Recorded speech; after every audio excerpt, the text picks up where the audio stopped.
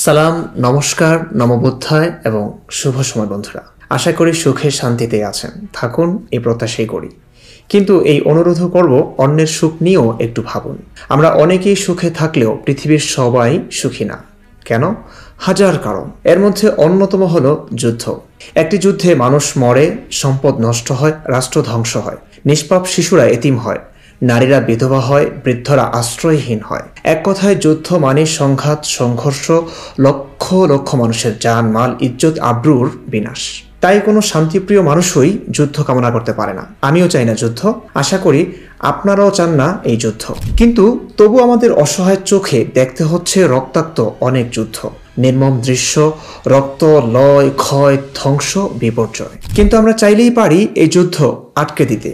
মানুষের মন ও মস্তিষ্ক জুড়ে যুদ্ধ বা সংঘর্ষ নয়, শান্তির বার্তা ছড়িয়ে দিতে। আজ এই ভিডিওর মাধ্যমে আমি সেই বার্তাটি আপনাদেরকে দেব। যুদ্ধ অনেক কারণেই হয়ে থাকে। সব যুদ্ধ হয়তো অশুভ নয়, কিছু যুদ্ধ হয়তো প্রাসঙ্গিক, কিছু যুদ্ধ অমানবিক। সেক্ষেত্রে প্রেক্ষাপট নিরীক্ষণ খুব প্রয়োজন। আজ আমরা আলোচনা করব এমন একটি যুদ্ধের কথা যার প্রেক্ষাপট পুঙ্খানুপুঙ্খ শুনলে আপনার পিলে চমকে উঠবে। সেই যুদ্ধের নাম গাজওয়াতুল হিন্দ। আমি অনুরোধ করব ভিডিওটি দীর্ঘ হলেও স্কিপ না করে পুরোটি দেখুন, কারণ পুরো ভিডিওটি দেখলে বুঝবেন এই যুদ্ধের কালো থাবা আপনার দিকেও তেড়ে আসছে ভয়াবহ গতিতে। বিশেষ করে বাংলাদেশ, পাকিস্তান, ভারত, নেপাল, ভুটান, শ্রীলঙ্কা, মালদ্বীপ এই অঞ্চলের মানুষগুলো। চলুন মূল আলোচনায় যাওয়া যাক। গাজওয়াতুল হিন্দ কি?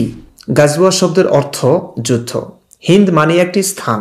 গাজওয়াতুল হিন্দ মানে হিন্দ নামক অঞ্চলের যুদ্ধ।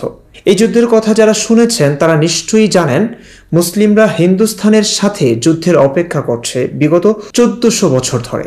কারণ তাদের নবী মুহাম্মদ সাল্লাল্লাহু আলাইহি ওয়াসাল্লাম এই যুদ্ধের ভবিষ্যৎবাণী করেছেন। চলুন হাদিসগুলো এক নজরে দেখে নেই। হাদিস নাম্বার 1, সুনান আন-নাসাই, ইসলাম ফাউন্ডেশন বাংলাদেশ, 3178 নং হাদিস। রাসূলুল্লাহ সাল্লাল্লাহু আলাইহি ওয়াসাল্লাম বলেছেন, আমার উম্মতের দুটি দল, আল্লাহ তাআলা তাদেরকে জাহান্নাম হতে পরিত্রাণ দান করবেন। এক দল যারা হিন্দুস্থানের জিহাদ করবে, আর এক দল যারা ঈসা ইবনে মারিয়াম আলাইহিস সালামের সঙ্গে থাকবে।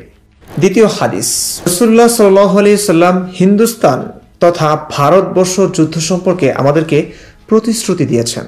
যদি আমি সে যুদ্ধে শহীদ হতে পারি তবে আমি হব একজন উত্তম শহীদ, আর যদি আমি ফিরে আসি তবে আমি হব জাহান্নাম থেকে মুক্তিপ্রাপ্ত। আল বিদায়া ওয়ান নিহায়া, ইবনে কাসির, ইসলাম ফাউন্ডেশন, খণ্ড 6, পৃষ্ঠা 333। তৃতীয় হাদিস, হযরত কাব রাহমাতুল্লাহি আলাইহি থেকে বর্ণিত, তিনি ইরশাদ করেন, বাইতুল মুকাদ্দাসের একজন বাদশা ভারতের দিকে সৈন্য প্রেরণ করবে এবং সেখানের যাবতীয় সম্পদ ছিনিয়ে নিবে। ওই সময় ভারত বাইতুল মুকাদ্দাসের একটি অংশ হয়ে যাবে। তখন তার সামনে ভারতের সৈন্যবাহিনী গ্রেফতার অবস্থায় পেশ করা হবে। প্রায় গোটা পৃথিবী তার শাসনের অধীনে থাকবে। ভারতে তাদের অবস্থান দাজ্জালের আবির্ভাব হওয়া পর্যন্ত থাকবে। চতুর্থ হাদিস, হযরত আবু হুরায়রা রাদিয়াল্লাহু তাআলা আনহু থেকে বর্ণিত, রাসূলুল্লাহ সাল্লাল্লাহু আলাইহি ওয়াসাল্লাম একদা ভারতের আলোচনা করতে গিয়ে বলেন, তোমাদের পক্ষ থেকে একদল সৈন্য ভারতের বিরুদ্ধে যুদ্ধ করতে গেলে আল্লাহ তাআলা ভারতের বিপক্ষে তোমাদেরকে জয়লাভ করাবেন। তাদের সম্রাটকে শিকল দ্বারা বেঁধে বাইতুল মুকাদ্দাসে নিয়ে আসা হবে, তবে আল্লাহ তাআলা তাদের যাবতীয় গুনাহ ক্ষমা করে দিবেন। এরপর তারা পুনরায় ভারতে ফিরে গিয়ে শাসন ক্ষমতা চালাতে থাকবে এবং এই অবস্থায় হযরত ঈসা আলাইহিস সালামের আগমন হবে। হযরত আবু হুরায়রা রাদিয়াল্লাহু তাআলা আনহু উল্লেখিত হাদিস বর্ণনার পর বলেন, আমি যদি ভারতের সেই যুদ্ধ পাই তাহলে আমি আমার যাবতীয় সম্পদ বিক্রি করে রসদপত্র সংগ্রহ করার পর উক্ত যুদ্ধে শরীক হব। অতঃপর আল্লাহর সাহায্যে জয়লাভ করার পর আমি আজাদ আবু হুরায়রা হিসেবে ফিরে আসতাম। শাম নগরীতে আসার পর ঈসা ইবনে মারিয়াম আলাইহিস সালামের সাক্ষাৎ যদি পেয়ে যেতাম তাহলে তার নিকটবর্তী হয়ে বলে দিতাম, আমি কিন্তু আপনার সান্নিধ্যার্জন করতে পেরেছি, হে আল্লাহর রাসূল। হযরত আবু হুরায়রার কথাটি শুনে রাসূলুল্লাহ সাল্লাল্লাহু আলাইহি ওয়াসাল্লাম প্রথমে মুচকি হাসলেও পরে কিন্তু হেসে দিয়ে বললেন, ভালো ভালো। পঞ্চম হাদিস, হযরত আরতাদ রাদিয়াল্লাহু তাআলা আনহু থেকে বর্ণিত, তিনি বলেন, উক্ত ইয়ামানি খলিফার নেতৃত্বে কুস্তুনতুনিয়া অর্থাৎ ইস্তাম্বুল এবং রোমানদের এলাকা বিজয় হবে। তার যুগে দাজ্জালের আবির্ভাব হবে এবং হযরত ঈসা আলাইহিস সালাম আগমন করবেন। তার আমলে ভারতের যুদ্ধ সংঘটিত হবে, যে যুদ্ধের কথা হযরত আবু হুরায়রা বলে থাকেন। 6 নম্বর হাদিস, বিশিষ্ট সাহাবী হযরত সাফওয়ান ইবনে আমর রাদিয়াল্লাহু তাআলা আনহু থেকে বর্ণিত, তিনি রাসূলুল্লাহ সাল্লাল্লাহু আলাইহি ওয়াসাল্লাম থেকে বর্ণনা করেন, রাসূলুল্লাহ সাল্লাল্লাহু আলাইহি ওয়াসাল্লাম ইরশাদ করেন, আমার উম্মতের একদল লোক ভারতের বিরুদ্ধে যুদ্ধ করবে এবং আল্লাহ তাআলা তাদেরকে বিজয়ী করবেন। এক পর্যায়ে তারা ভারতের সম্রাটকে শিকল দিয়ে বেঁধে নিয়ে আসবে। আল্লাহ তাআলা তাদের যাবতীয় গুনাহ মাফ করে দিবেন এবং তারা শামের দিকে ফিরে যাবে। অতঃপর শাম দেশে হযরত ঈসা আলাইহিস সালামকে পেয়ে যাবে। এমন কিছু হাদিস ইসলামিক বিভিন্ন কিতাবে সিরাতে ইতিহাসে ছড়িয়ে ছিটিয়ে আছে। প্রথম হাদিসটি সহিহ হলেও বাকি হাদিসগুলো হাসান, মাকতু, জয়ীফ মিলিয়ে, অর্থাৎ সম্পূর্ণ সহিহ না। কিন্তু যেহেতু সহিহ হাদিসের বক্তব্যের সাথে এই হাদিসগুলোর বক্তব্য মিলে যায়, তাই আলেমরা সবকটি হাদিসকেই গুরুত্ব দিয়ে আমল করে থাকেন। এই সবগুলো হাদিস থেকে আমরা যা পেলাম তা সংক্ষেপে এটুকু: নবীর উম্মতের দুটি দল, একদল যারা হিন্দুস্তানের জিহাদ করবে, আরেক দল ঈসা নবীর সঙ্গে থাকবে। এই যুদ্ধটি খুবই ফজিলতপূর্ণ। এই যুদ্ধটি করলে আল্লাহ সব পাপ ক্ষমা করে দিবেন। বাইতুল মুকাদ্দাসের একজন বাদশাহ ভারতের সৈন্য পাঠাবে এবং ভারতের যাবতীয় সম্পদ ছিনিয়ে নিবে। সে সময় ভারত বাইতুল মুকাদ্দাসের একটি অংশ হয়ে যাবে। ভারতের সৈন্য গ্রেফতার হবে, তাদের সম্রাটকে শিকল দ্বারা বেঁধে বাইতুল মুকাদ্দাসে নিয়ে আসা হবে। প্রায় গোটা পৃথিবী উক্ত বাদশাহের শাসনাধীন থাকবে। এরপর তাদের অবস্থান দাজ্জালের আবির্ভাব হওয়া পর্যন্ত থাকবে। এই খলিফার নেতৃত্বে কুস্তুনতুনিয়া অর্থাৎ ইস্তাম্বুল এবং রোমানদের এলাকা বিজয় হবে। তার যুগে দাজ্জালের আবির্ভাব হবে এবং হযরত ঈসা আলাইহিস সালাম আগমন করবেন। প্রিয় দর্শক, শুনলেন, জানলেন নবী মুহাম্মদের যুদ্ধের ভবিষ্যৎবাণীর কথা, কিন্তু কতটা বুঝলেন ভাবনার বিষয়। আসলেই কি এগুলো ভবিষ্যৎবাণী, নাকি নবী তার সাহাবীদের ভবিষ্যতে এরূপ যুদ্ধ তোমরা করবে বলে নির্দেশনা? এখানেই অধিকাংশ মানুষ বুঝতে ভুল করে। আসলে এটি কোনো ভবিষ্যৎবাণী নয়, বরং এটি ভবিষ্যতে মুসলিমদের নির্দেশ দেওয়া যে তোমরা হিন্দুস্তানের সাথে যুদ্ধ করবে, মুশরিকদের সাথে যুদ্ধ করবে। প্রশ্ন আসে, তাহলে নবী ভবিষ্যৎবাণী প্রদানের ভঙ্গিতে বললেন কেন? এর অনেক কারণই থাকতে পারে, তবে এখানে একটি যুক্তিযুক্ত প্রাসঙ্গিক কারণ উল্লেখ করছি। নবী এভাবে বলে মূলত নবীগিরি দেখিয়েছেন, কারণ ভবিষ্যতে কিছু হবে, ঘটবে, সেটি আগে বলে দেওয়া একটি অলৌকিক কাণ্ড কারখানা। আর নবীর অনুসারীদের নবী এটি প্রমাণ করতে সদা তৎপর ছিলেন। যদিও নবীর তখনকার অনুসারীদের এই ভবিষ্যৎবাণীর সত্যতা যাচাই করা সম্ভব ছিল না কোনোভাবেই। শুধু এটি নয়, ইমাম মাহদীর আবির্ভাব, ঈসা নবীর জন্ম, দাজ্জালের আবির্ভাব সবই এর অন্তর্ভুক্ত।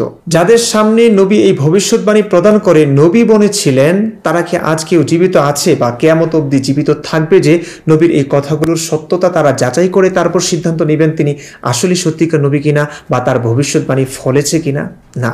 দ্বিতীয়ত, নবী জানতেন তার সাহাবীরা তাকে কতটা শ্রদ্ধা করে, কেমন অন্ধবিশ্বাস ও ভক্তি করে। অন্ধবিশ্বাসের এমনই নাজুক নজির রয়েছে যে নবী রাতের বেলা খাটের নিচে গামলায় প্রস্রাব করে রাখলেন। সকালবেলা নবী এক মহিলাকে প্রস্রাবে সেই মাটির পাত্রে যা আছে তা ফেলে দিতে আদেশ করলেন, কিন্তু তৃষ্ণার্ত সেই মহিলা, যার নাম উম্মে আইমান, মাটির পাত্রে পানি ভেবে ঢক ঢক করে পান করে নিলেন নবীর প্রস্রাব মোবারক। নবী এটি জানতে পেরে বলেছিলেন। অতঃপর আল্লাহর হাবিব বললেন, আল্লাহর কসম, তোমার পেটে কখনো পীড়া হবে না। ভুলবশত পানি ভেবে নবীর প্রস্রাব খেয়ে ফেলা উম্মে আইমান ঠিকই বিশ্বাস করে নিলেন নবীর প্রস্রাব খাওয়ায় তার পেটে কখনো পীড়া হবে না। সুতরাং এমন নবীর দৃঢ় বিশ্বাস থাকা স্বাভাবিক যে তিনি যা ভবিষ্যৎবাণী করবেন তার অন্ধভক্ত সাহাবীরা বা তার অনুসারীরা সেটি করে দেখাবেনই। এমন না যে তার ভবিষ্যৎবাণীর কারণেই যুদ্ধটি সংঘটিত হবে, বরং তিনি ভবিষ্যৎ এমন একটি যুদ্ধ হবে বলেছেন বলেই যুদ্ধটি সংঘটিত করেই ছাড়বেন তার অনুসারীরা। এই কারণেই আমরা হিন্দুস্তানের সাথে মুসলিমদের একাধিক যুদ্ধ হতে দেখেছি। প্রশ্ন হলো, কোন যুদ্ধটির কথা বলেছেন নবী? এটি নিয়ে আমরা আরো বিস্তারিত সামনে আলোচনা করব। এখন যে প্রশ্নটি আসে, নবীর ভবিষ্যৎবাণী কি আসলেই ফলেছে বা ফলবে? এর উত্তর জানার আগে আমাদের নবীর আরো কয়েকটি ভবিষ্যৎবাণীর কথা আমরা জেনে নিই। একবার নবী ভবিষ্যৎবাণী করলেন, মদিনায় কখনো মহামারী প্রবেশ করবে না। সহিহ বুখারী, ইসলাম ফাউন্ডেশন 5320 নং হাদিসটি দেখুন। রাসূলুল্লাহ সাল্লাল্লাহু আলাইহি ওয়াসাল্লাম বলেছেন, মদিনা নগরীতে প্রবেশ করতে পারবে না মাসিহ দাজ্জাল আর না মহামারী। আমাদের প্রিয় নবীজির এই ভবিষ্যৎবাণীটি কি সত্যি প্রমাণিত হয়েছে? না প্রিয় দর্শক, খলিফা ওমরের আমলেই মদিনায় ব্যাপক মহামারীতে অসংখ্য মানুষ মারা গেছে বলে জানা যায় সহিহ বুখারীরই আরেকটি হাদিস থেকে। হাদিস নং 2467। ইসলাম ফাউন্ডেশন আবুল আসওয়াদ রহমতুল্লাহ আলাইহি থেকে বর্ণিত। তিনি বলেন, একবার আমি মদিনায় আসলাম, সেখানে তখন মহামারী দেখা দিয়েছিল। এতে ব্যাপক হারে লোক মারা যাচ্ছিল। আমি ওমর রাদিয়াল্লাহু তাআলা আনহুর কাছে বসা ছিলাম। সম্পূর্ণ হাদিসটি ভিডিও পোস্ট করে দেখে নিতে পারেন। পড়লে বুঝবেন এখানে রাবি ওমর রাদিয়াল্লাহু তাআলা আনহুকে আমিরুল মুমিনিন বলে সম্বোধন করেন। তাতে বোঝা যায় ঘটনাটি ওমর রাদিয়াল্লাহু তাআলা আনহুর শাসনামলের ঘটনা। প্রিয় দর্শক, যদি সহিহ হাদিসটিতে বিশ্বাস না করেন প্রিয় নবীজির সম্মানে, তবে বলবো করোনার সময়কার ঘটনা মনে করতে। এই ঘটনার সাক্ষী তো আমরাই, এই প্রজন্মই। মদিনা শহর লকডাউন করে দেওয়া হয়েছে করোনার জন্য। সুতরাং মদিনায় মহামারী প্রবেশ করবে না বলে যে ভবিষ্যৎবাণী প্রিয় নবীজি করেছিলেন তার সাক্ষাৎ ভুল প্রমাণিত হয়েছে আমাদের চোখের সামনেই। ওমরের শাসনামলে তো হয়েছেই, শুধু একটি নয়, কিয়ামত নিয়েও রসুলের উক্তিগুলো জগা খিচুড়ি বলে প্রতীয়মান হয়েছে। সহিহ মুসলিম ইসলামিক ফাউন্ডেশন হাদিস নং ৭১৪২ থেকে জানা যায়, একদা এক ব্যক্তি রাসূলুল্লাহ সাল্লাল্লাহু আলাইহি ওয়াসাল্লামকে জিজ্ঞেস করলেন কিয়ামত কবে হবে। তখন তার নিকট মুহাম্মদ নামক এক আনসারী বালক উপস্থিত ছিল। রাসূলুল্লাহ সাল্লাল্লাহু আলাইহি ওয়াসাল্লাম বললেন, এই বালক যদি বেঁচে থাকে তবে সে বৃদ্ধ হওয়ার পূর্বেই কিয়ামত সংঘটিত হয়ে যাবে। আল্লাহ পাকের অশেষ মেহেরবানিতে ওই বালক বৃদ্ধ হলো, মরল, পচল, 1450 বছর পার হলো। আমরা এখনো বেঁচে আছি, ভালো আছি আলহামদুলিল্লাহ। কিয়ামতের দেখা এখনো পেলাম না। যদিও হাদিসের এইসব স্ববিরোধী বক্তব্যগুলো নিয়ে আলেমরা এমন ব্যাখ্যা বিশ্লেষণ করেন যা বুদ্ধিমান বা কমন সেন্স আছে এমন ব্যক্তির কাছেও সেটি গোজামিল বলেই মনে হবে। তাই এই ভিডিওতে আলেমদের সেসব গোজামিলের ব্যাখ্যা বিশ্লেষণ করলাম না। প্রিয় দর্শক, প্রিয় নবীজির এইসব স্ববিরোধী কথাবার্তার নজির ভুরি ভুরি, ব্যর্থ ভবিষ্যৎবাণীর নজিরও কম না। এক ভিডিওতে সব আনাও সম্ভব না। তবে তিনি আন্দাজে কথাবার্তা বলে নবীগিরি করতে গিয়ে কয়েকবারই সাহাবাদের কাছেই শোচনীয়ভাবে ধরা খেয়েছেন। তেমনি একটা উদাহরণ দিয়েই মূল আলোচনা যাচ্ছি। মুসলিমদের বিশ্বাস নবীর সমস্ত কথাই ওয়াহি, আল্লাহর পক্ষ থেকে। তিনি কখনো নিজের খেয়াল খুশি মতো কথাবার্তা বলেন না। সূরা নাজমের আয়াত ৩ পড়ুন, ওমা ইয়ানতিকু আনিল হাওয়া। ইসলামিক ফাউন্ডেশনের অনুবাদ, এবং সে মন গড়া কথাও বলে না। মুফতি তকি উসমানীর অনুবাদ, সে তার নিজ খেয়াল খুশি থেকে কিছু বলে না। শুধু কোরআনেই নয়, সহিহ হাদিসেও তিনি বলেছেন তার মুখ নিঃসৃত সকল কথাই সত্য। সুনান আবু দাউদ ইসলামিক ফাউন্ডেশন 3607 থেকে জানা যায়, কুরাইশরা আব্দুল্লাহ ইবনে আমর রাদিয়াল্লাহু তাআলা আনহুকে নবীর সমস্ত কথা লেখা হতে বিরত থাকতে বলেছেন এই অজুহাতে যে নবীও একজন মানুষ। তিনি তো কোনো সময় রাগান্বিত অবস্থায় কথাবার্তা বলেন এবং খুশির অবস্থায়ও বলেন। সুতরাং সব কথা সত্য নাও হতে পারে, তাই সব লিখে রেখো না। কুরাইশদের কথা মতো সাহাবী নবীর সব কথা লেখা থেকে বিরত থাকলো। নবী বিষয়টি জানলেন, তখন তিনি তার আঙ্গুল দিয়ে নিজের মুখের দিকে ইশারা করে বলেন, তুমি লিখতে থাকো, ওই জাতের কসম যার হাতে আমার জীবন, যা কিছু এ মুখ হতে বের হয় তা সবই সত্য। আমরা জানলাম কোরআন ও সহিহ হাদিসের আলোকে নবীর সব কথাই সত্য, ওয়াহি। খেয়াল খুশি মতো কথা তিনি বলেন না। এবার চলুন আরেকটি সহিহ হাদিস পড়ি। সহিহ মুসলিম ইসলাম ফাউন্ডেশন 5916 নং হাদিস। আয়েশা রাদিয়াল্লাহু তাআলা আনহু থেকে এবং ভিন্ন সূত্রে আনাস রাদিয়াল্লাহু তাআলা আনহু থেকে বর্ণিত যে নবী সাল্লাল্লাহু আলাইহি ওয়াসাল্লাম গাছে গর্ভধানরত কিছু লোকের পাশ দিয়ে অতিক্রম করলেন। তিনি বললেন, যদি এটা না করো তাহলে ভালো হবে। লোকেরা তা করল না, এতে চিটা খেজুর উৎপন্ন হলো। পরে রাসূলুল্লাহ সাল্লাল্লাহু আলাইহি ওয়াসাল্লাম তাদের কাছ দিয়ে অতিক্রম করছিলেন। তখন তিনি জিজ্ঞেস করলেন, তোমাদের খেজুর গাছের কি হলো? লোকেরা বলল, আপনি এমন এমন বলেছিলেন, তা করায় এরূপ হয়েছে। রাসূলুল্লাহ সাল্লাল্লাহু আলাইহি ওয়াসাল্লাম বললেন, তোমাদের পার্থিব বিষয়ে তোমরাই অধিক অবগত। অর্থাৎ রাসূলুল্লাহ সাল্লাল্লাহু আলাইহি ওয়াসাল্লাম মদিনায় গিয়ে দেখলেন কিছু লোক খেজুর গাছ তাবির করছে, অর্থাৎ নর ও নারী ফুলের রেণুতে মিশ্রণ ঘটিয়ে খেজুর গাছকে গর্ভদান করছিল। রসুল বললেন, এমনটি না করলেই ভালো হবে। লোকেরা নবীর কথা মতো তাবির করলো না, এতে খেজুরের উৎপাদন কমে গেল বা চিটা খেজুর হলো। যখন লোকেরা এটি নবীকে জানালেন যে আপনার কথা শুনে আমাদের অবস্থা আরো খারাপ হয়েছে, তখন নবী লজ্জা পেয়ে সুন্দর একটি পোল্টি মারলেন। বললেন, আমি তো একজন মানুষ, দিন সম্পর্কে যখন তোমাদের আমি কোনো আদেশ দেই তখন তোমরা তা পালন করবে, আর যখন কোনো কথা আমি আমার মতানুসারে বলি তখন তো আমি একজন মানুষ মাত্র। সহিহ মুসলিম ইসলাম ফাউন্ডেশন 5915 নং হাদিসটি দেখে নিতে পারেন। একই ঘটনা আরো বিস্তারিত বর্ণিত হয়েছে হাদিসে। প্রিয় দর্শক, গাজওয়াতুল হিন্দের ভবিষ্যৎবাণী আসলে কি সেটি বুঝতে নবীর এইসব মিথ্যা অপপ্রয়াস, ব্যর্থ ভবিষ্যৎবাণী, আন্দাজের ঢিল ছোড়ার গল্পগুলো আপনাকে জানতে ও বুঝতে হবে বলেই মনে করছি। যেহেতু কিছু হাদিসে ইমাম মাহদী ঈসা দাজ্জালের আবির্ভাবের পূর্বে, এক কথায় কিয়ামতের পূর্বে এই যুদ্ধ সংঘটিত হবে বলে উল্লেখ আছে, সেহেতু কিয়ামত, দাজ্জাল, ইমাম মাহদী ঈসা সংক্রান্ত ভবিষ্যৎবাণীর প্রসঙ্গও আপনাকে জানতে হবে। আমাদের প্রিয় নবীজি সাল্লাল্লাহু আলাইহি ওয়াসাল্লাম দাজ্জাল সম্পর্কেও এই টাইপের আন্দাজে ঢিল ছুঁড়েছিলেন। শিক্ষালাভে বঞ্চিত সরল মনা সাহাবীরা নবীর কাছে দাজ্জালের বিবরণ সম্পর্কেও জানতে চেয়েছেন। সেই বিবরণে নবী এক এক সময় এক এক সাহাবীর কাছে এক এক রকম বিবরণ দিয়েছেন। সহিহ মুসলিম ৭২৫১ নং হাদিস এবং মেশকাত শরীফের ৫৪৭৪ নং হাদিস দুটি পাশাপাশি রেখে দেখুন কিভাবে প্রিয় নবীর আন্দাজে কথা বলার প্রমাণটি স্পষ্ট হয়ে ওঠে। মুসলিমের হাদিসে বলা হয়েছে দাজ্জালের ডান চোখ কানা হবে, আর মেশকাত শরীফের হাদিসে বলা হয়েছে বাম চোখ কানা। দুটো হাদিসই সহিহ।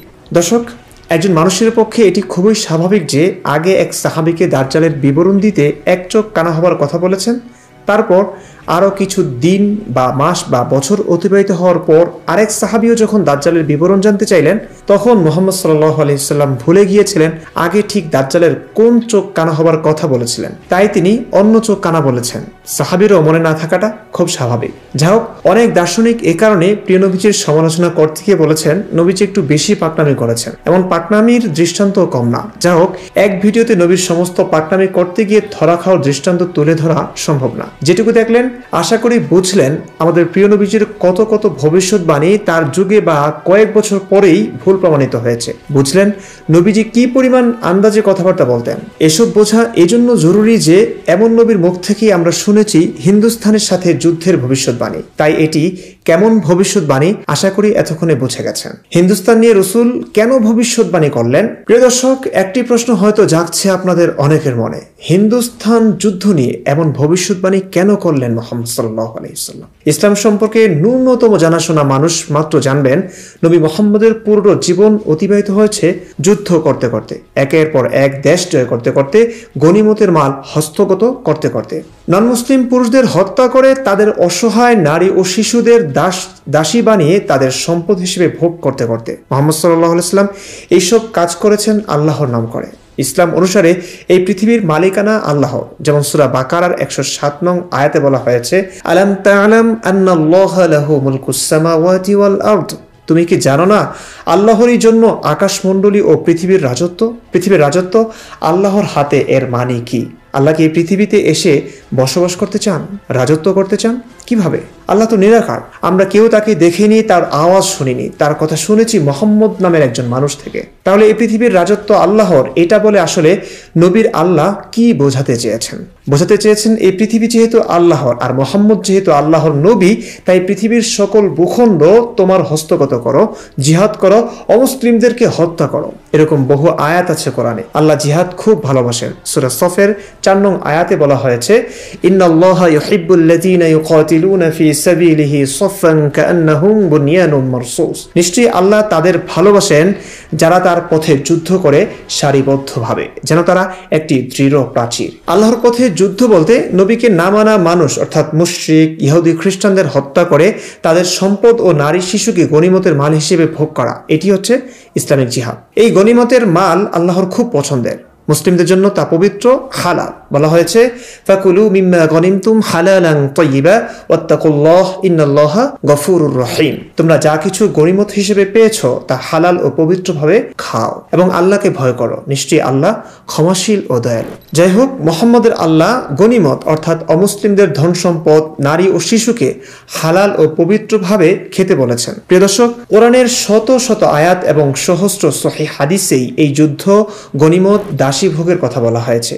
সব উল্লেখ করলে হয়তো একটি স্বতন্ত্র পুস্তিকা হয়ে যাবে। শুধুমাত্র গাজওয়াতুল হিন্দের সঙ্গে লিঙ্ক করবার জন্য যেটুকু না বললেই নয় সেটুকু সংক্ষেপে বলছি। আল্লাহ সৃষ্টি করলেন মুশরিক, ইহুদি, খ্রিস্টানদের, অথচ আল্লাহই বললেন ইন্নাকা লা তাহদি মান আহবাবতা ওয়ালাকিন্নাল্লাহা ইয়াহদি মান ইয়াশা, নিশ্চয়ই তুমি যাকে চাও তাকে হেদায়েত দিতে পারো না, বরং আল্লাহ যাকে ইচ্ছা হেদায়েত দেন। কোরআনের বহু আয়াতেই আছে হেদায়েতের মালিক আল্লাহ। আরেক আয়াতে আছে আল্লাহর হুকুম ছাড়া গাছের পাতাও পড়ে না, ঝরে না, নড়ে না। ওয়া ইনদাহু মাফাতিহুল গায়ব লা ইয়ালামুহা ইল্লা হু ওয়া ইয়ালামু মা ফিল বাররি ওয়াল বাহর ওয়া মা তাসকুতু মিন ওয়ারাকাতিন ইল্লা ইয়ালামুহা ওয়া লা হাববাতিন ফি যুলুমাতিল আরদি ওয়া লা রাতবিন ওয়া লা ইয়াবিসিন ইল্লা ফি কিতাবিম মুবিন। সূরা আল আনআম আয়াত হচ্ছে 59। হাদিসেও আছে আল্লাহ তাআলা সমগ্র সৃষ্টির ভাগ্যলিপি আসমান ও জমিন সৃষ্টির 50,000 বছর আগেই লিপিবদ্ধ করেছেন। তিনি বলেন সে সময় আল্লাহর আরশ পানির উপরে ছিল। চিন্তা করুন, যে আল্লাহ হেদায়েতের মালিক, যে আল্লাহর হুকুম ছাড়া কিচ্ছু হয় না, যে আল্লাহ আসমান জমিন সৃষ্টির 50,000 বছর আগেই সবকিছুর তাকদির লিখে রেখেছেন, কে মুসলিম হবে, কে অমুসলিম, কে নবীকে মানবে, কে মানবে না, সেই আল্লাহ আবার এই নবীকে আদেশ দিচ্ছেন ইসলাম না মানলে যুদ্ধ করতে, পুরুষদের হত্যা করতে, নারী ও শিশুদের দাসদাসী বানাতে, গনিমতের মাল হিসেবে ভোগ করতে। প্রিয় দর্শক, বুদ্ধি ও যুক্তিকে কতটা বিসর্জন দিলে এসব মানা যায় জানি না, তবে যে আল্লাহ আমাকে বিবেক দিয়েছেন, আল্লাহর দেওয়া সেই বিবেক বলছে এমন আদেশ আল্লাহ দিতে পারেন না নবীকে। আমি আমার বিবেকের উপর ভরসা করছি না, ইসলামিক ইতিহাস থেকেই প্রমাণ দিচ্ছি নবী এবং সাহাবাদের কাফেরদের সাথে যুদ্ধ জেহাদের দ্বারা উদ্দেশ্য ছিল গনিমতের মালভোগ, সুন্দরী লোভনীয় নারী ভোগ। বিখ্যাত ইতিহাসবিদ মুফাসসির আল্লামা ইবনে কাসিরের গ্রহণযোগ্য ইতিহাস গ্রন্থ আল বিদায়া ওয়ান নেহায়া, ইসলামিক ফাউন্ডেশন বাংলাদেশ, 4th খণ্ড, পৃষ্ঠা 197 এর এই অংশটুকু করুন। রাসূলুল্লাহ সাল্লাল্লাহু আলাইহি সাল্লাম বললেন, আমি যখন প্রথমবার আঘাত করি তখন পারস্যের কিসরার মাদায়েন ও আশেপাশের বহু শহর আমার নিকট তুলে ধরা হয়েছিল। আমি স্বচক্ষে সেগুলো দেখেছি।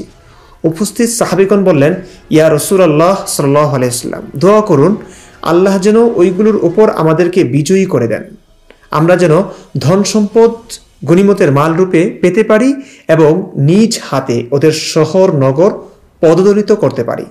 রাসূলুল্লাহ সাল্লাল্লাহু আলাইহি সাল্লাম সে দোয়া করলেন। তিনি বললেন, আমি যখন দ্বিতীয়বার আঘাত করি তখন রোম সম্রাট কায়সারের রাজধানী এবং তার আশেপাশে অবস্থিত শহরগুলো আমার নিকট তুলে ধরা হয়। আমি স্বচক্ষে ওয়াহীগুলো দেখেছি। তারা বললেন, ইয়া রাসূলুল্লাহ সাল্লাল্লাহু আলাইহি সাল্লাম, আল্লাহর নিকট দোয়া করুন তিনি যেন ওইগুলো আমাদের করায়ত্ত করে দেন, আমরা যেন ওদের ধন সম্পদ ও ছেলে মেয়েদেরকে গনিমতের মাল রূপে পেতে পারি এবং ওদের নগর শহরগুলি পদানত করতে পারি। রাসূলুল্লাহ সাল্লাল্লাহু আলাইহি সাল্লাম দোয়া করলেন।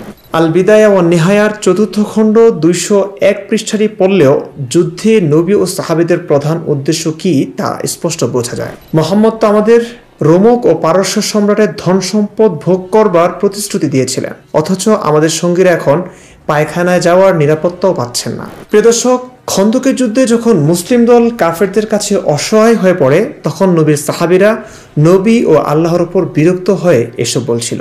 দর্শক, মুসলিমদের লেখা ইতিহাস গ্রন্থ থেকে শোনালাম এই কথাগুলো। বুঝলেন সাহাবীদের কিভাবে কিসের প্রলোভন দেখিয়ে কাফেরদের সাথে যুদ্ধ করতেন নবী, ভোগ করতেন কাফেরদের সাথে যুদ্ধে প্রাপ্ত সম্পদ, নারী ও শিশু। প্রিয় দর্শক, সহিহ বুখারী, ইসলামিক ফাউন্ডেশন বাংলাদেশ, হাদিস নং 3988 থেকেও জানা যায় নবীর সাহাবীদের লোভ কিসে ছিল। হাদিসে সাহাবীর মন্তব্যটি লক্ষ্য করুন, আগামীকাল যদি আল্লাহ তোমাদেরকে তায়েফের ওপর বিজয় দান করেন তাহলে গায়লানের কন্যাকে অবশ্যই তুমি লুফে নেবে, কেননা সে এতই স্থূল দেহ ও কোমল যে সামনের দিকে আসার সময়ে তার পিঠে 4টি ভাঁজ পড়ে, আবার পিঠ ফিরালে সেখানে 8টি ভাঁজ পড়ে। যুদ্ধ জিহাদের দ্বারা নবী যদিও পরকালে জান্নাত বা হুর আনলিমিটেড সেক্সের লোভ দেখিয়েছেন, কিন্তু পার্থিব লোভটাই উদ্দেশ্য ছিল নবী ও সাহাবীদের। প্রিয় দর্শক, নবী যে যুদ্ধবাজ, যুদ্ধের নবী যে কাফেরদের মেরে মেরেই উপার্জন করতেন সেই কথা নবী নিজেই সদম্বে বলেছেন। হাদিস সম্ভার 1900 নং হাদিসটি দেখুন। রাসূলুল্লাহ সাল্লাল্লাহু আলাইহি ওয়াসাল্লাম বলেছেন, আমি কিয়ামতের পূর্বে তরবারির সহ প্রেরিত হয়েছি যাতে শরীকবিহীনভাবে আল্লাহর ইবাদত হয়। আমার জীবিকা রাখা হয়েছে আমার বর্ষার ছায়াতলে, অপমান ও লাঞ্ছনা রাখা হয়েছে আমার আদেশের বিরোধীদের জন্য। আর যে ব্যক্তি যে জাতির সাদৃশ্য অবলম্বন করবে সে তাদেরই দলভুক্ত। মুসনাদে আহমদ 18704 নং হাদিসে রাসূলুল্লাহ সাল্লাল্লাহু আলাইহি ওয়াসাল্লাম বলেছেন, আনা নাবিয়ুল মালহামা, আমি যোদ্ধা নবী। এটা বলেই তিনি ক্ষান্ত নন, তিনি তার জীবদ্দশায় 28টি যুদ্ধে সশরীরে অংশ নিয়েছেন, যাকে ইসলামের ভাষায় গাজওয়াহ বলা হয়। মুহাম্মদ অংশ নেয়নি এমন অভিযান 73টি। মক্কার 13 বছরে তিনি কোনো যুদ্ধ করেননি।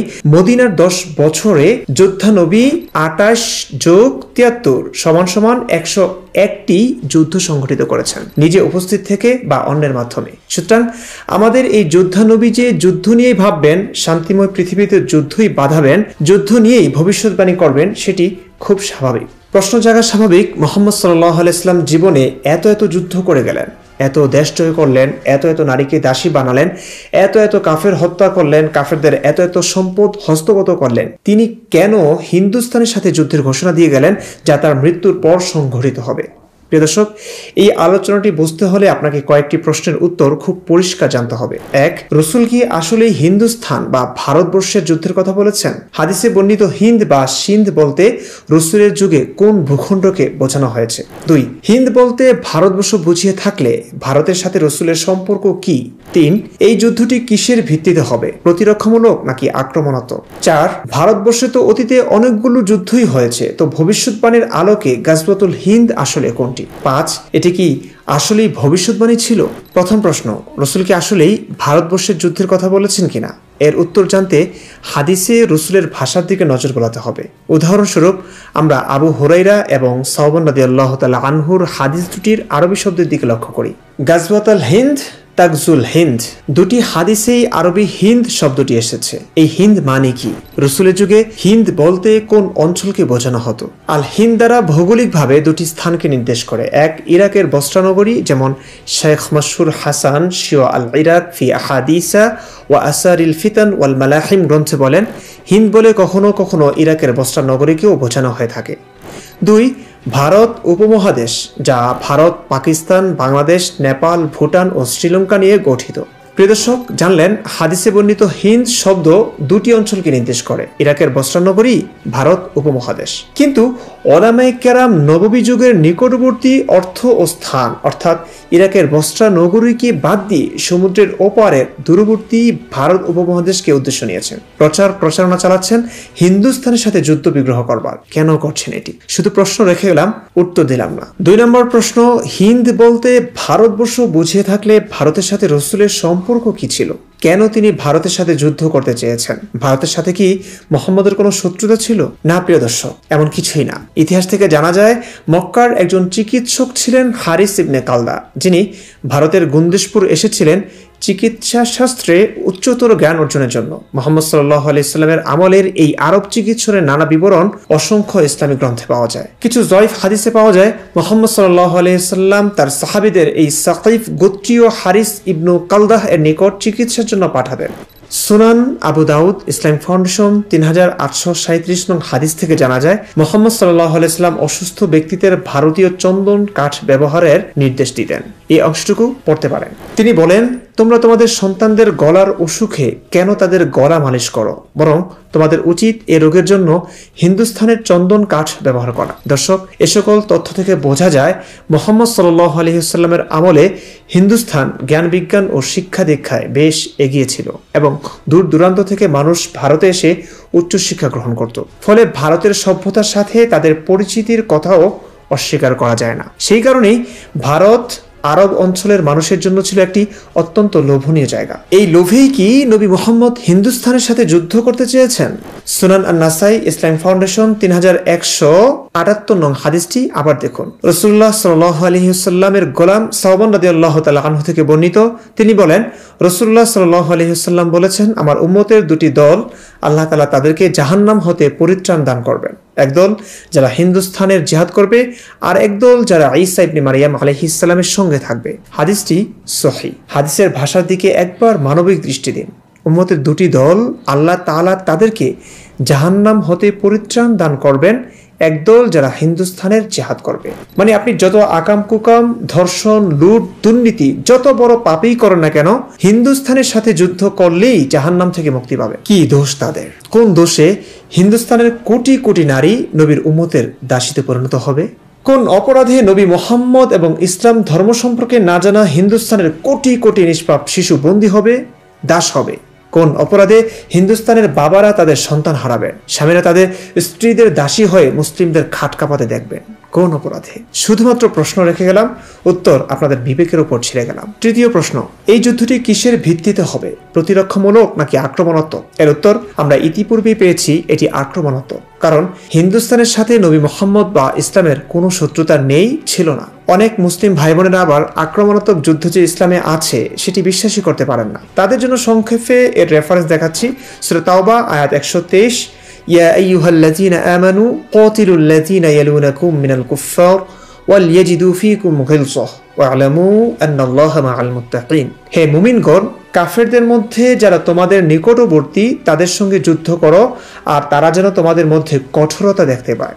জেনে রাখো, আল্লাহ তো মুত্তাকিদের সঙ্গে আছেন। অসংখ্য সহিহ হাদিসের মধ্যে একটি দেখাচ্ছি, সুনানে নাসাই, ইসলাম ফাউন্ডেশন 3979 নং হাদিস। রাসূলুল্লাহ সাল্লাল্লাহু আলাইহি ওয়াসাল্লাম বলেছেন, লা ইলাহা ইল্লাল্লাহ না বলা পর্যন্ত আমি লোকের বিরুদ্ধে যুদ্ধ করতে আদিষ্ট হয়েছি। যদি তারা লা ইলাহা ইল্লাল্লাহ বলে তবে আমার পক্ষ হতে তাদের জানমাল রক্ষা করে নেবে, কিন্তু এর হক ব্যতীত, আর তাদের হিসাব আল্লাহর জিম্মায়। কোনো অন্যায় অপরাধ নেই, শুধুমাত্র ইসলাম না মানলেই তাদের সঙ্গে যুদ্ধ করবেন আমাদের নবী। প্রিয় দর্শক, হিন্দুস্তানের সাথে এই যুদ্ধটি তেমনই একটি আক্রমণাত্মক যুদ্ধ। আলেমরাও যে কোরআন হাদিসের অপব্যাখ্যা করে আক্রমণাত্মক জিহাদের কথাটি অস্বীকার করেন তাও না।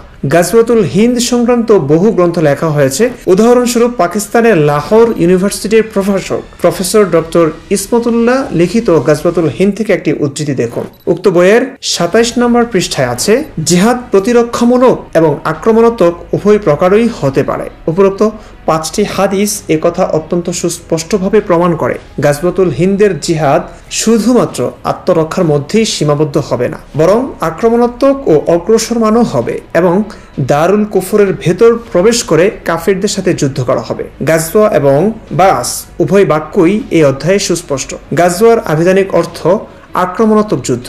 যুদ্ধ দু ধরনের হয়ে থাকে। প্রথমত দাওয়াতি ও সাংস্কৃতিক যুদ্ধ, অর্থাৎ গাজওয়ায়ে ফিকরি বা চিন্তাগত যুদ্ধ। দ্বিতীয় অস্ত্র ও সামরিক যুদ্ধ। আর ইসলামের দৃষ্টিতে উভয় প্রকার যুদ্ধই উদ্দেশ্য। এই উভয় প্রকার জিহাদ পূর্বেও সংঘটিত হয়েছে এবং বর্তমানেও হচ্ছে এবং ভবিষ্যতেও হতে থাকবে। তবে উপরোক্ত হাদিসসমূহে যে গাজওয়া এবং যুদ্ধের ভবিষ্যৎবাণী করা হয়েছে তা দ্বারা উদ্দেশ্য অস্ত্র এবং সামরিক যুদ্ধ। আল্লাহু আলাম, তথা আল্লাহ তাআলাই ভালো জানেন। আলেমদের অকপট স্বীকারোক্তি, এই গাজওয়াতুল হিন্দ আক্রমণাত্মক যুদ্ধ হবে। চতুর্থ প্রশ্ন, ভারতবর্ষে তো অতীতে অনেকগুলো যুদ্ধই হয়েছে, তো ভবিষ্যৎবাণীর আলোকে গাজওয়াতুল হিন্দ আসলে কোনটি? প্রিয় দর্শক, প্রায় 200 কোটি মুসলিমের বিশ্বাস তাদের নবী হিন্দুস্তানের সাথে রক্তক্ষয়ী যুদ্ধের ভবিষ্যৎবাণী করেছেন। সেই জন্য তারা প্রায় সর্বযুগেই হিন্দুস্তানের সাথে তাদের যে কোনো সম্পর্কের অবনতি দেখলেই নবীর ভবিষ্যৎবাণী অনুযায়ী যুদ্ধের চিন্তা মাথায় আনে। ধরুন, খুবই সাধারণ একটি ঘটনা, মুসলিম তার হিন্দু প্রতিবেশীর সাথে ঝগড়া করলো বা হিন্দু তার মুসলিম প্রতিবেশীর সাথে বাক বেতনটা লিপ্ত হলো, হাতাহাতি হলো, এক পর্যায়ে ধর্মের প্রসঙ্গ টেনে একজন আরেকজনকে আঘাত করলো, কটূক্তি করলো। পৃথিবীর ইতিহাসে এ খুবই সাধারণ ঘটনা। একসঙ্গে থাকলে ঠোকাঠুকি হয়ই। দুজন মানুষ একসাথে থাকলে মন মানসিকতার অমিলের কারণে বাদানুবাদ, মনোমালিন্য হবেই। স্বামী স্ত্রীর ভালোবাসাময় সম্পর্কেও এমন ফাইট হয়, বাবা ছেলের মাঝেও হয়, মা মেয়ের মাঝেও হয়, খুব স্বাভাবিক। কিন্তু মুসলিমরা এই ক্ষেত্রে কপালে হাত তুলে চোখ বড় করে বলবে, এই বুঝি নবীর ভবিষ্যৎবাণী মিলে যাচ্ছে, ফলে যাচ্ছে। এর কথাই বলে গেছেন আমাদের প্রিয় নবীজি সুবহানাল্লাহ। এরা আসলে মুসলমানদের দুশমন, আল্লাহ এবং রাসূলের দুশমন। এদের বেঁচে থাকবার অধিকার নেই, এদেরকে যুদ্ধ করে মেরে ফেলাই উচিত। আসলে কি নবীজি ভবিষ্যৎবাণী করেছেন? সহজ সরল উচ্চারণ কখনোই না। কেন বলছি? আবু হুরায়রা বর্ণিত হাদিসের ভাষা দেখুন। আন আবি হুরায়রাতা রাদিয়াল্লাহু তাআলা আনহু قال ওয়া'আদানা রাসূলুল্লাহ সাল্লাল্লাহু আলাইহি ওয়াসাল্লাম গাজওয়াতুল হিন্দ। এখানে আরবি শব্দ ওয়া'আদানা উল্লেখ আছে, মানে হলো হিন্দুস্তানের যুদ্ধের প্রতিশ্রুতি দিয়েছেন। আপনি বলুন তো, প্রতিশ্রুতি বা অঙ্গীকার কাকে বলে? এটি নিশ্চয়ই আপনিও জানেন। তারপরও সংজ্ঞা জানতে হলে গুগলে সার্চ করতে পারেন বা চ্যাট জিপিটিকে জিজ্ঞেস করতে পারেন, উত্তর পেয়ে যাবেন। প্রতিশ্রুতি এমন একটি কথা বা অঙ্গীকার যা কেউ অন্য কাউকে দেয় কোনো কাজ করার বা কোনো কিছু না করার ব্যাপারে। সহজভাবে বললে প্রতিশ্রুতি হলো কেউ কিছু করার বা না করার বিষয়ে দেওয়া দৃঢ় সিদ্ধান্ত বা আশ্বাস। মুহাম্মদ সাল্লাল্লাহু আলাইহি ওয়াসাল্লাম হিন্দুস্তানের সঙ্গে যুদ্ধের প্রতিশ্রুতি দিয়েছেন, মানে তিনি তার জীবদ্দশায় সাহাবাদের নিয়ে হিন্দুস্তানের যুদ্ধ করবেন। আপনার বন্ধু যদি বলে, কাল আমি তোমার সাথে সাক্ষাৎ করার প্রতিশ্রুতি দিচ্ছি, তাহলে এটি একটি প্রতিশ্রুতি। আপনার বন্ধুটি যদি আগামীকাল আপনার সাথে সত্যি সাক্ষাৎ করে তার সকল কাজকর্ম ছেড়ে, তাহলে আপনি বলতে পারেন যে আপনার বন্ধু তার প্রতিশ্রুতি রক্ষা করেছেন। ঠিক মুহাম্মদ সাল্লাল্লাহু আলাইহি ওয়াসাল্লাম চেয়েছিলেন অন্যান্য ভূখণ্ডের মতো হিন্দুস্তানও দখল করবেন, যুদ্ধ করে হিন্দুস্তানকে নিজের করে নেবেন, সেখানকার সুন্দরী নারীদের দাসী বানাবেন। ইতিপূর্বে আমরা জেনেছি নবীর যুগে একজন চিকিৎসক হারিস ইবনে কালদা হিন্দুস্তান এসে দীক্ষা লাভ করেছেন। ভারতীয় সভ্যতার সাথে রাসূল পরিচিত ছিলেন স্পষ্ট, এবং মুহাম্মদ সাল্লাল্লাহু আলাইহি সাল্লাম রোগীদের ভারতীয় চন্দন কাঠ ব্যবহারের নির্দেশ দিতেন। সুতরাং ভারত সম্পর্কে জানা এবং ভারতের প্রতি লোভী হওয়াটা খুবই স্বাভাবিক। কিন্তু রাসূল কি সেই প্রতিশ্রুতি রক্ষা করতে পেরেছিলেন? জি না। তার আগেই রসুল আকস্মিক মৃত্যুবরণ করেন। কে জানতো এক ইহুদি মহিলার বিষ মাখা বকরির গোশত খেয়ে রসুল এভাবে মারা যাবেন। বহু সহিহ হাদিসে নবীর মৃত্যু কিভাবে কোন রোগে হতে যাচ্ছে সেটি নবী নিজের মুখেই বলে গিয়েছেন। উদাহরণস্বরূপ সুনানে আবু দাউদ তাহকিককৃত 4512 নং হাদিসটি দেখে নিতে পারি। অর্থাৎ গাজওয়াতুল হিন্দ কখনোই ভবিষ্যৎবাণী নয়। নবী তার জীবদ্দশায় এই যুদ্ধ করার প্রতিশ্রুতি দিয়েছেন, কিন্তু তিনি নিজেও জানতেন না হিন্দুস্তানের সম্পদ ও নারী ভোগ করে তিনি যেতে পারবেন না।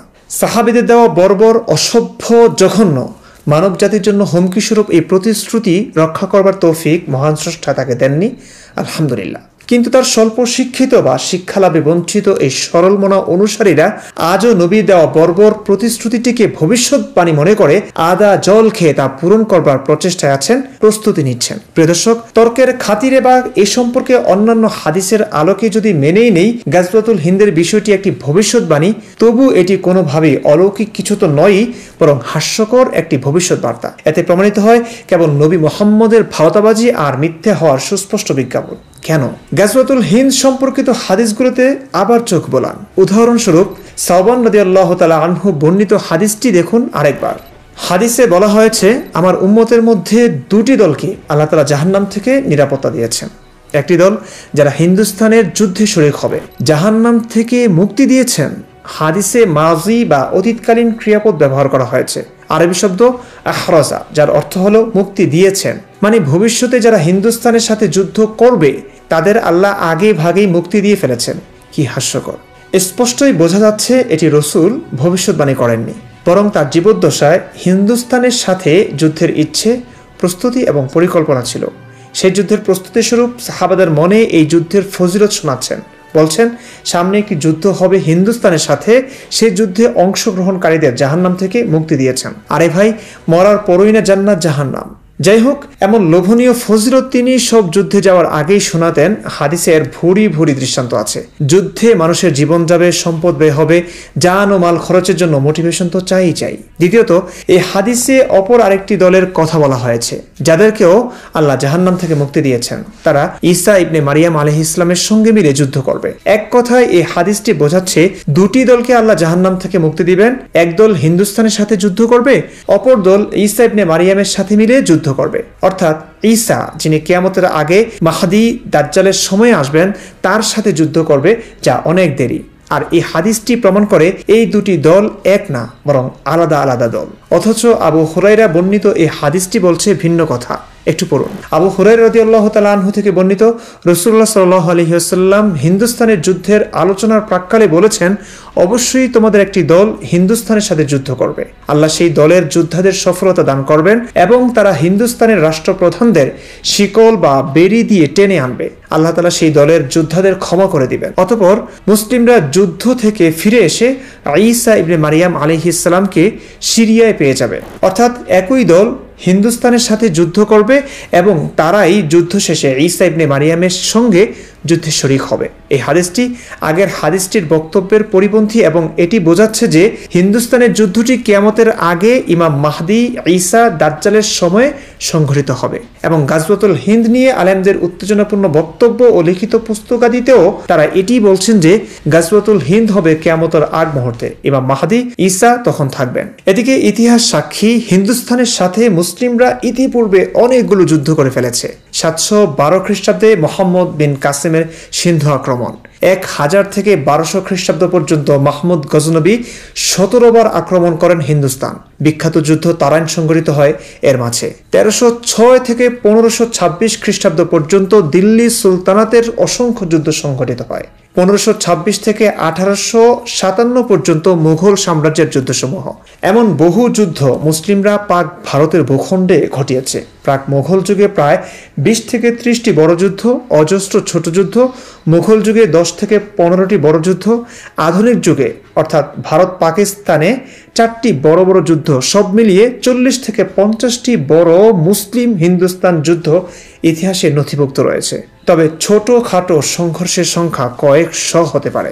প্রিয় দর্শক, হিন্দুস্তানের মাটিতে সংঘটিত এত এত যুদ্ধের কোনোটিকে অনেক আলেমই গজওয়াতুল হিন্দ বলে আখ্যায়িত করেছেন। কতিপয় উলামায়ে কেরামের মতে এই যুদ্ধ বনি উমাইয়ার শাসনামলে মুহাম্মদ বিন কাসিম রহমতুল্লাহি আলাইহি এর ভারত বিজয়ের মাধ্যমে সংঘটিত হয়ে গেছে। কারো মতে সুলতান মাহমুদ গজনবী রহমতুল্লাহি আলাইহি এর ভারত অভিযানের দ্বারাই এই যুদ্ধ শেষ হয়ে গেছে। কিন্তু অনেক আলেম বলেন গজওয়াতুল হিন্দ এখনো হয়নি, বরং ঈসা আলাইহিস সালামের আগমনের কিছুকাল আগে ইমাম মাহদির নেতৃত্বে এই যুদ্ধ সংঘটিত হবে এবং এই যুদ্ধের গাজীরা সিরিয়ায় গিয়ে ঈসা আলাইহিস সালামের সাথে দাজ্জালের বিরুদ্ধে যুদ্ধ করবে। কিছু আলেম তো এমনও বলেছেন হিন্দুস্তানের মাটিতে মুসলিমদের যত যুদ্ধ সংঘটিত হবে সবগুলোই গজওয়াতুল হিন্দ বলে বিবেচিত হবে। গজওয়াতুল হিন্দ বইয়ের ২৬ পৃষ্ঠার একটি অংশ পড়ুন।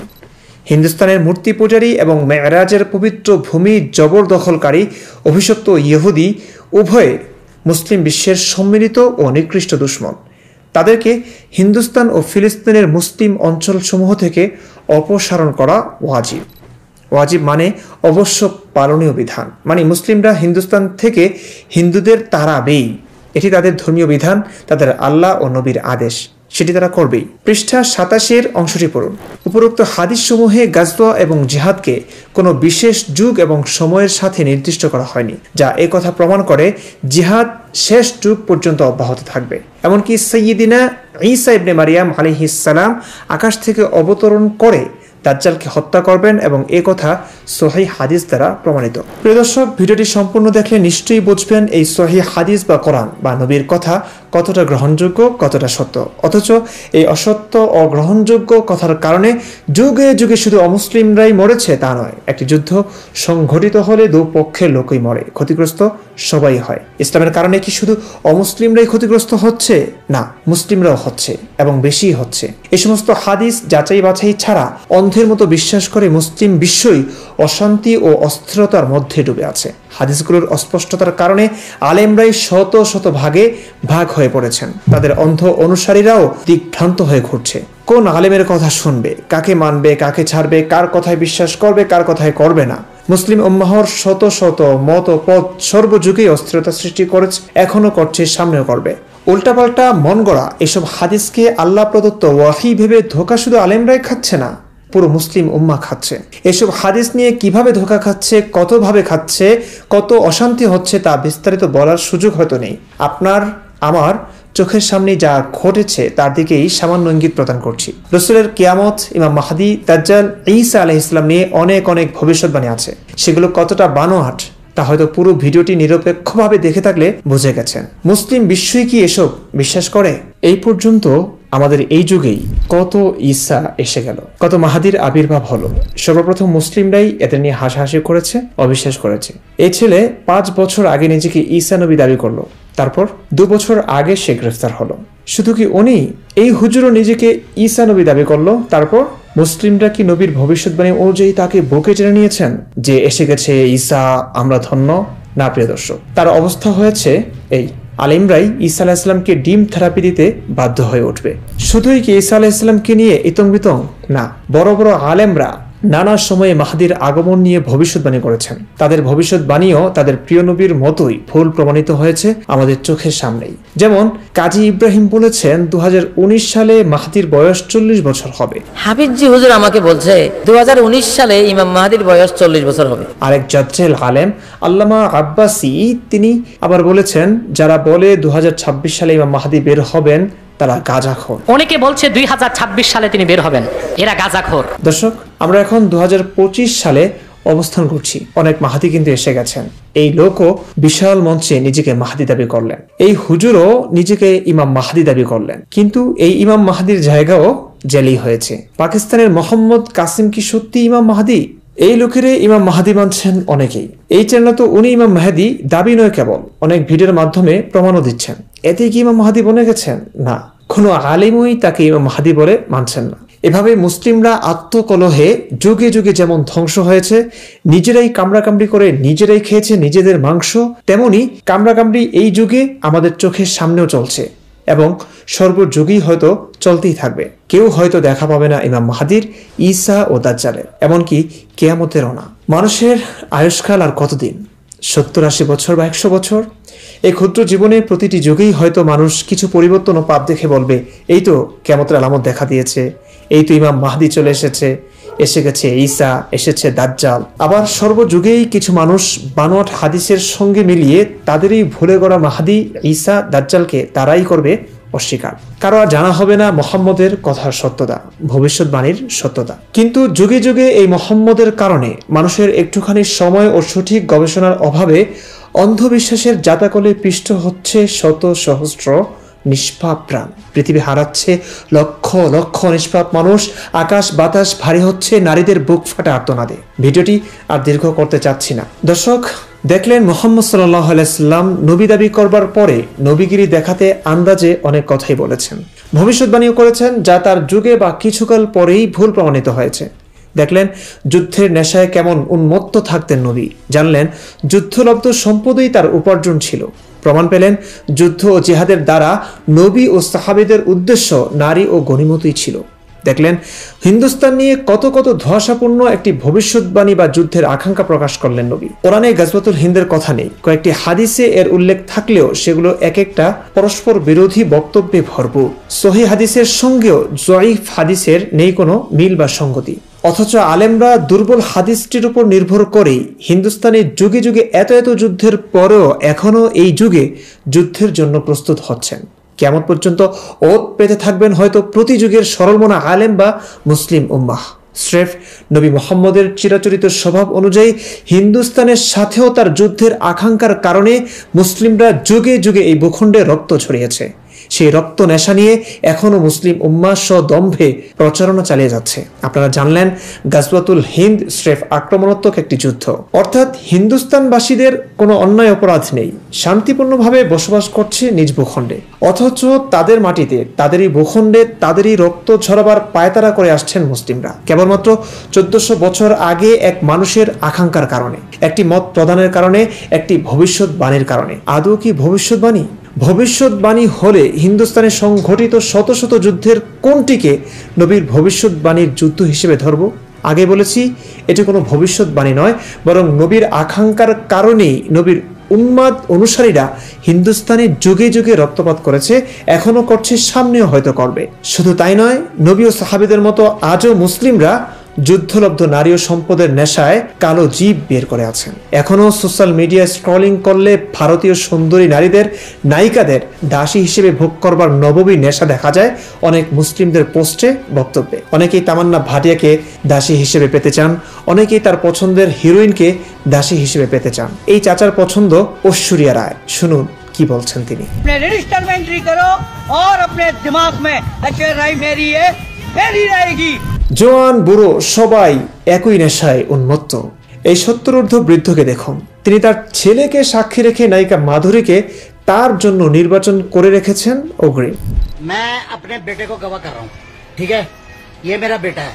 अगर इंडिया पाकिस्तान की जंग हो गई, माधुरी मेरी होगी, ठीक है, डन करो ये बात। मैं अपने बेटे को गवाह कर रहा हूँ, माधुरी मेरी। अगर इंडिया पाकिस्तान की जंग हुई, पाकिस्तान जीतेगा, मैं माधुरी ले जाऊंगा। এই বৃদ্ধের লোভকে আমাদের স্মরণ করিয়ে দেয় 1450 বছর আগের আরেক বৃদ্ধের কথা হয়তো।